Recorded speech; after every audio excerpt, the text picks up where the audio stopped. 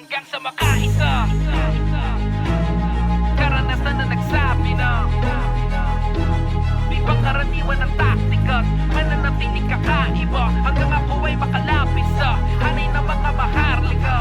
Ang daming nang hila pero di sumuko, hindi nagpatinag sa lahat ng hamon. Lahat hinarap buong tapang kong ginanapan, sinubukan lahat ay tinapos. At isang beses ako'y nanaginip, ako ay nahanay, isa sa napiling, isang senyales sa daang tagumpay upang marating ko yung rurok at aking masilip. Kasi hindi biro lahat ang mga sakripisyo ko na binigay, mga hakbang ay hindi na mabilang, lagi lang sa agos nagpakatangay. At kahit dito sa mundo ko na aking napili, madaming nakikisabay, iba inaabangan lang ang mga galaw at kung kailan ka ba sasablay. Mga kamalian ay naituwid hanggang sa malagpasan mga pagsubok ng kapalaran na makatawid. Mataas man ang alon na yaay sinuo sa murang edad aming karanasan, kaya di pa patol ng basta na lang. Matanging sarili, pamilya, problema na lang ang tangi ko pinapalagan. Mga haragan, di pa po tapete nagkalat na halos dito sa daan.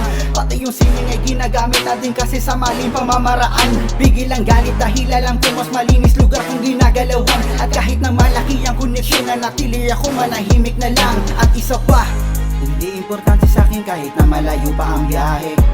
At least kabisado maruta, di maliligaw kung sakali. Puno lagi ang gasolina, madami reserba palagi. Tahimik kong binabagtas lahat ng mga ruta hanggang marating at makasali.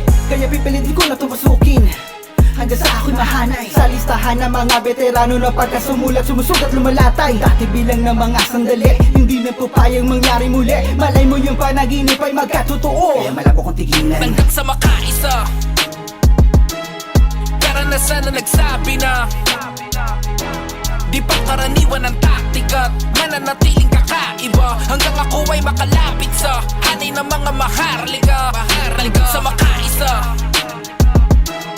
Karanasan na nagsabi na di pangkaraniwan ng taktika, mananatiling kakaiba hanggang ako ay makalapit sa hanay ng mga maharlika.